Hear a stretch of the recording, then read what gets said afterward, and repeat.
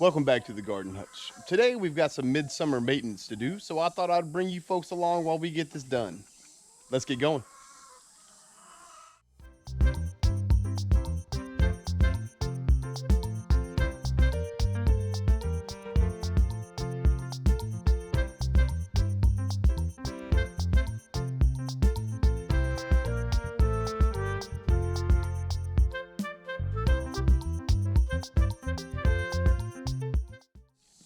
So when I was preparing for this video and I thought midsummer maintenance, I had to pause and check my calendar because it feels like it should be the end of the summer, right? It's been hot for a long time. We've been gardening since the end of April as far as our summer plants are concerned. But here in 7B, I think it's for everybody really though, but the calendar summer year runs from the end of June through the end of September. So that puts us almost right smack dab in the middle. The reason I bring that up is because a lot of the plants that we currently are cultivating have been in the ground for a long time. The basil plants, a lot of the flowers, marigolds, zinnias, that kind of stuff, they're kind of out of control. A lot of the limbs and things that have grown off, they're past their prime, need to be trimmed off for the health of the plant. Or even some things like the zinnias themselves, they just need to be pulled out altogether. So what I wanted to do was, I just wanted to bring you folks along as we went through the garden and kind of got this stuff taken care of. Sort of showed you my thought process on it and the before and after.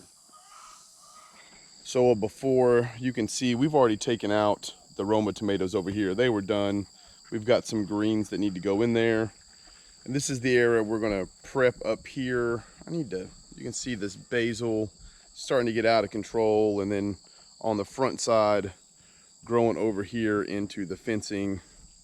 Then as we get down here in this top row, see, we've let a lot of these go to seed because we wanted to collect them.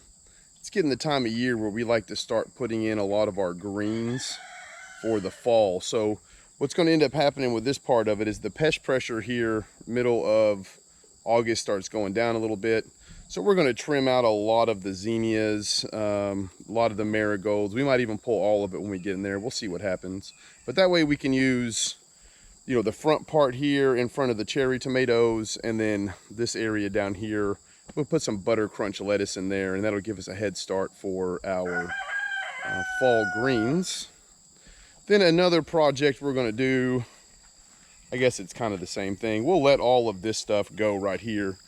But we do want to take out a lot of these zinnias that have grown into the walkway and just tidy up overall. A lot of these through the course of the summer, they grew kind of haphazard, and down there you can see it grew on the other edge of it. But I want to clean this up a little bit. But as I stated, the thing I don't want to do is expose too much of the actual soil itself. The idea is to clean all this up, get it looking really good so that as we head into the fall, we can have another round of the marigolds coming off. They're big enough now to spread out on the bottom and protect the soil from the direct sun, but we can get the stuff that is kind of grown out a little bit, the zinnias and the deal, those can go.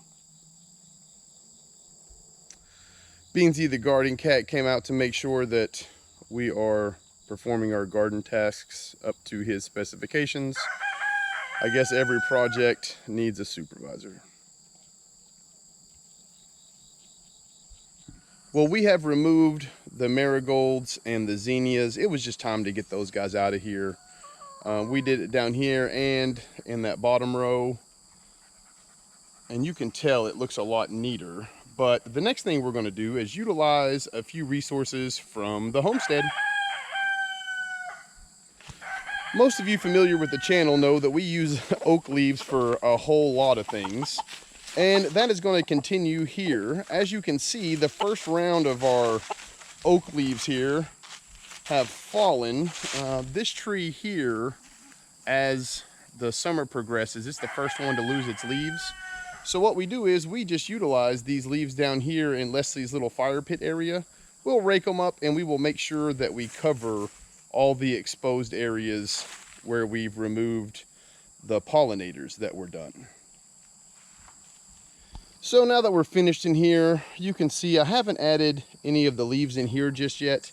It's got quite a bit of water in it. I'm going to let it go for most of the afternoon, and then I'll go through, put the oak leaves on top of there. If it's too wet when you put the oak leaves, sometimes you can get a mildew issue and I don't want to mess with my peppers with that. So we'll just hold off on that a little bit.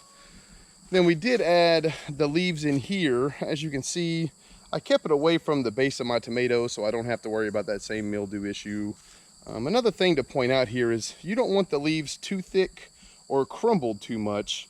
The idea is to allow a bit of air, and that kind of insulates it. It keeps the bottom from getting too, or the soil itself from getting too hot. But when you have it a little loose, it allows the water, if you get rain or whenever you water the rest of the garden, to penetrate the leaves and soak in.